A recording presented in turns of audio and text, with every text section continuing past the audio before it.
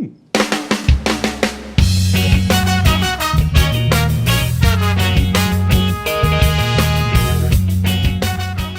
it going, guys? Welcome to day 20 of Year of Faith, and it's Adam again. And I decided to go outside for once and get a little fresh air. I know it seems like every time I want to talk to you guys, I'm in the car, so I decided to get outside for a little bit. I'm in the backyard of our new house. Katie and I just moved in about a month ago, and it's not perfect yet. It's a work in progress, so don't judge me. Don't judge. I hope you had a great Sunday yesterday. No matter how it is that you decide to worship, no matter what your particular brand of Christianity is, I hope you had a great one. And maybe if you're not Christian and you watch this, thank you for watching and being a part of this with us. And anyway, so we had a really interesting weekend. We took our teens from our parish and our program to our diocesan youth fest, which is something they do every year for middle schoolers and high schoolers, and we had a blast. You know, we had a good group of teens show up, and Katie and I were both presenting. I was doing some of the lunchtime entertainment and doing kind of a pseudo session during lunch with my friend Andrew Starbuck, and Katie was doing a middle school session on protecting life. So we were super busy, and so I didn't really have a whole lot of time to do anything over the weekend for the vlog, but I got some time right now, so I figured we would talk. One of the cool things that happened this weekend is our guest speaker who came in for Youth Fest. He's a really great guy, and I kind of met him through some mutual friends, and he's a Catholic just like me. And when he was done, you know, we were talking. He's like, "Hey, you know, I want to go get a tattoo," and I was like, "Oh, really? Okay." And he has, you know, it's not like he's never gotten one before. He had two. He had one on his forearm and one on his upper arm, and I was like, "All right, well, we can go to the shop that I go to, you know." And I hooked him up with the guy who owns the shop, a guy named Jay Kavna, who's an amazing tattoo artist. You should look him up. He travels all over the country and all over the world, and he's one of the best guys in the game. And he was there that night, so we set him up, and he did a really great sugar skull tattoo with a verse that we take from Scripture, remembering that we hear a lot during Ash Wednesday. We hear it on Ash Wednesday, the beginning of Lent, that remembering that we're dust, and to the dust we return. And that's what Chris decided to get. And I was thinking about that, and you know, it's one of those things, when I thought about it more and more, when it comes to our faith, a lot of times we choose to display that faith in our own way, obviously, and that was one of those things that really kind of made me feel okay about how I look and who I am, especially in the kingdom, because you all know that I'm Catholic, and that's my particular flavor of Christianity, and people who look the way that I look aren't exactly rampant in the church, in the Catholic Church, and sometimes it's kind of hard. You know, there's a lot of people who don't understand who I am or why I look the way I look, and it's even people who maybe aren't necessarily as heavily tattooed.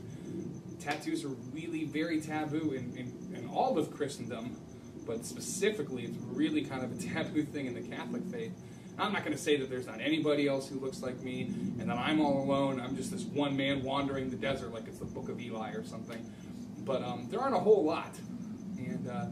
And for those of you who know, maybe can identify how I feel, it can get a little stressful sometimes. It can get a little harsh, you know, to have people look at you that way all the time. And so that's kind of what I wanted to discuss today, is talking about my own particular flavor of faith, and that's it kind of goes back to that old adage of wearing your heart on your sleeve, and that's why I decided to, not that you haven't been able to tell that I have tattoos, but I wanted to kind of give you guys a glimpse at all of them, and it's something I'll kind of talk about off and on throughout the process, throughout this year, just kind of taking a look at faith. But I kind of wanted to tell a quick story about why I even wound up looking this way altogether.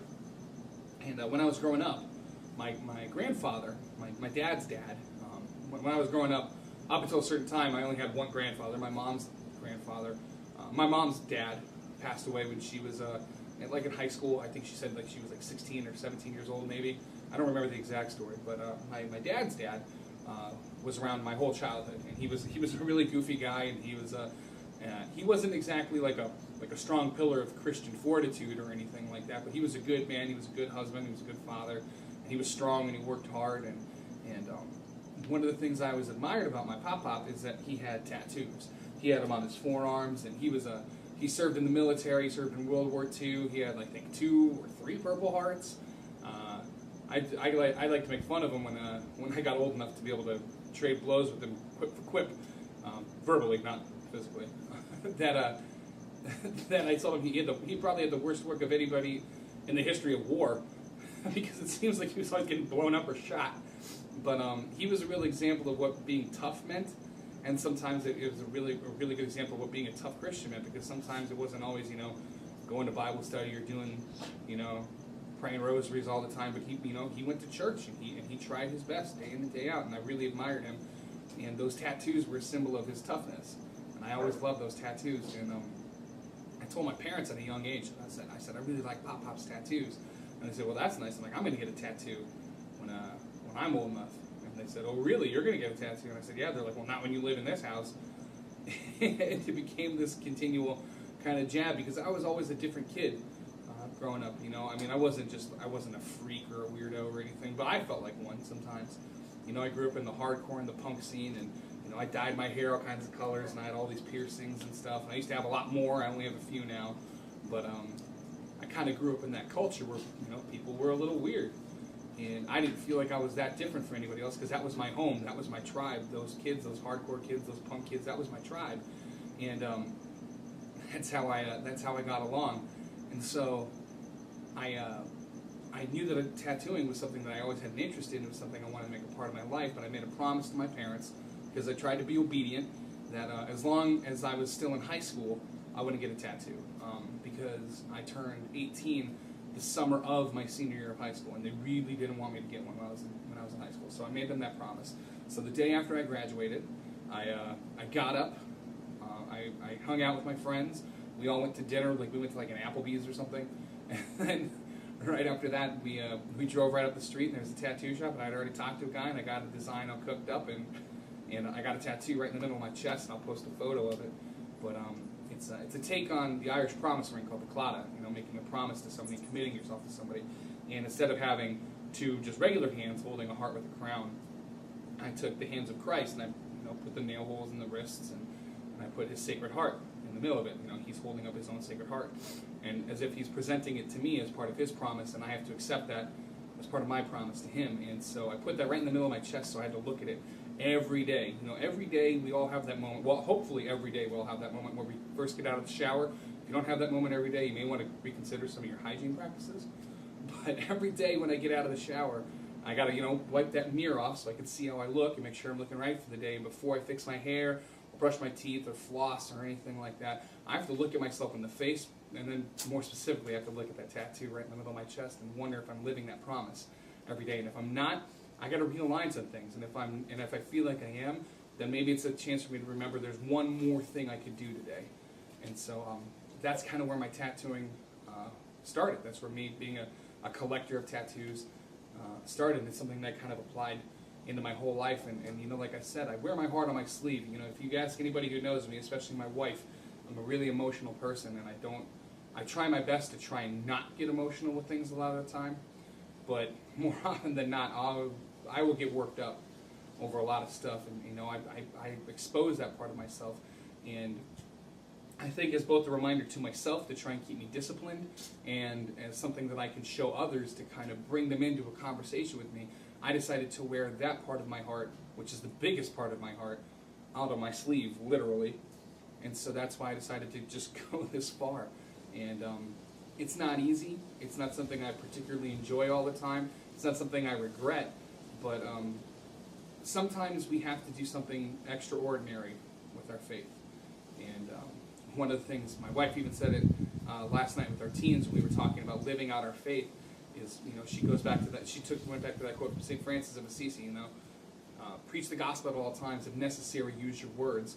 And I tried to, the reason I got all these is so I didn't necessarily have to use my words all the time.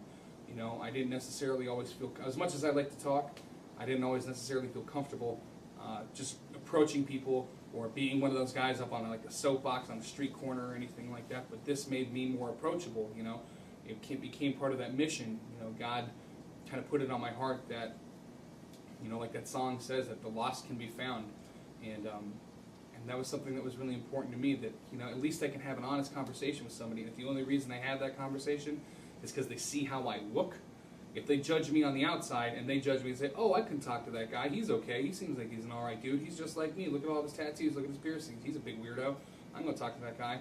And if we just wind up having even a briefest conversation about Christ, then they're worth every bit of pain that I had to endure to get them. They're worth every bit of ridicule I've had to withstand because of them. And, I do all things for the glory of God. One of the smartest people I've ever met is a lady named Jamie. She's a very smart and very disciplined woman. Not the smartest, but one of the very smartest. And one time she was talking to me about how I look. And she said, remember what Paul taught us, that we become all things to all men so that we may win some for the sake of the gospel. And that's kind of why I got this way. Some of us have vocations to the priesthood or as sisters and brothers. Obviously, some of us have calls to marriage or maybe even single life, but our vocations can branch out from there. And I think that my vocation, in a way, one way or another, is to be with people on the fringe. And I think that that's why I got into youth ministry. I think that that's what actually let me into marriage, is that sometimes being on the fringe, sometimes we don't get along with everybody that well all the time. And part of my being married is learning how to be patient. Not because my wife tests my patience, but because I have to be patient with her. I'm commanded to honor her and love her and cherish her. And that's living on the fringe sometimes. And I think that to all those punk rock kids and those hardcore kids that I used to see and we used to talk, and they still know me as that guy. They used to call me, that tattooed Catholic guy, and I'm still that guy. But now I get to talk to a whole new generation of people who were maybe coming up and struggling and have questions. And if I'm approachable to them because I look like a weirdo, then I'll look like a weirdo the rest of my life. So anyway, it's one of those things that maybe I'll talk about off and on. So I guess my question to you is, especially reflecting back and taking a look at this year of faith, how are you living your faith externally? That we always talk about. You can approach any Christian, and you can talk about the need to have a personal relationship with Jesus Christ, and that's absolutely paramount to what we believe. But I think that we also need to remember that personal relationship with Jesus Christ should spill out into a communal relationship with Jesus Christ, and we need to know how to express that to others and how to share that with others. So what are your thoughts? What do you think? Tweet back at us at iYearofFaith. Leave a comment down below. Subscribe to the channel so you can kind of stay up to date. I know that I kind of rambled and I went in a bunch of different directions today, but that's okay. So I hope that everything's going well for you. Know that I'm praying for you. Know that Katie's praying for you. Abe is, our church is, and one of the things that we've done with this iYearofFaith thing is we've taken our church community and those of us who are in that community, we've committed to praying for anybody whose eyes and ears come upon this. So know that you're in our prayers. And I hope that you have a blessed week. I hope that you have a blessed rest of this year. And know that you're loved. So with this evil comes tremendous wisdom. See